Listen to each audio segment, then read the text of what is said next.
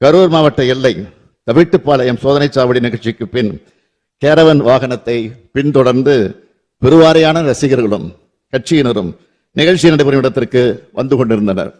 நிகழ்ச்சி நடைபெறும் பகுதியில் கூட்டம் அதிகமாக இருந்ததாலும் பிரச்சார வாகனத்தின் பின்னால் ஏராளமானோர் வந்ததாலும் கரூர் நகர உட்கோட்ட காவல் துணை கண்காணிப்பாளர் அவர்கள் பிரச்சார வாகனத்தில் இருந்த ஏற்பாட்டாளர்களை அக்ஷயா மருத்துவமனை அருகே நிறுத்தி கூட்டத்தில் உரையாற்றுமாறு அறிவுறுத்தி இருக்கிறார்கள்.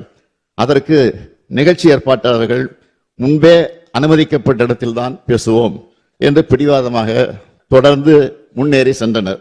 கரூர் மாவட்ட காவல் கண்காணிப்பாளர் அக்கட்சியினுடைய இணைச் செயலாளரிடம் பலமுறை தொடர்பு கொண்டு பிரச்சார வாகனத்தை நிறுத்துமாறு கேட்டுக்கொண்டும் அவர் தாவேகா கட்சியின் தலைவர் தனது உரையை தொடங்குமாறு கேட்டுக்கொண்டார்.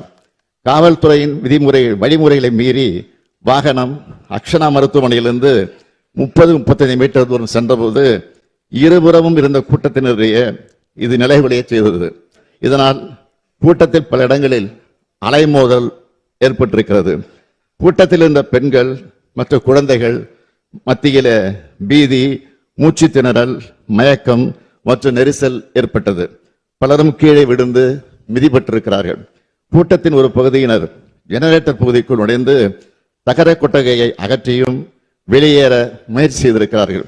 இதனால் மின்சாரம் தாக்குவதை தடுக்க ஜெனரேட்டர் ஆபரேட்டர் மின்சாரத்தை துண்டித்திருக்கிறார். நிகழ்ச்சி நடைபெற்ற இடத்தில் கூட்ட நெரிசலால் காயமடைந்தும் சோர்வினால் மயக்கமடைந்தும் மக்கள் உதவி கோருவதை கவனித்து காவல்துறையினர் மருத்துவமனை ஆம்புலன்ஸுக்கு தகவல் அனுப்பி வரவழைத்திருக்கிறார்கள்.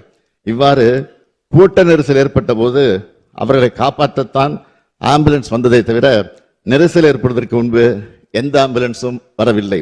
காவல்துறை, தீயணைப்பு மற்றும் மீட்புத் துறையினர் மற்றும் ஆம்புலன்ஸ் மீட்புக் குழுவினர் காயமடைந்தவர்களை மீட்டு அருகில் உள்ள மருத்துவமனைகளுக்கு அனுப்பி வைத்தனர்.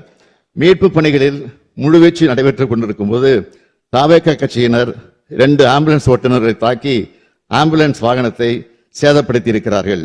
இதனால் மீட்பு பணிகள் தடைப்பட்டன. இது தொடர்பாக கரூர் நகர காவல் நிலையத்தில் 2 வழக்குகள் பதிவு செய்யப்பட்டு விசாரணை நடந்து வருகிறது. சம்பந்தப்பட்ட நபர் கரூர் நீதித்துறை நடுவர் முன்பு சரணடைந்திருக்கிறார். மற்றொரு குற்றவாளி 2 வழக்குகளிலும் தொடர்புடையதாக கைது செய்யப்பட்டிருக்கிறார்.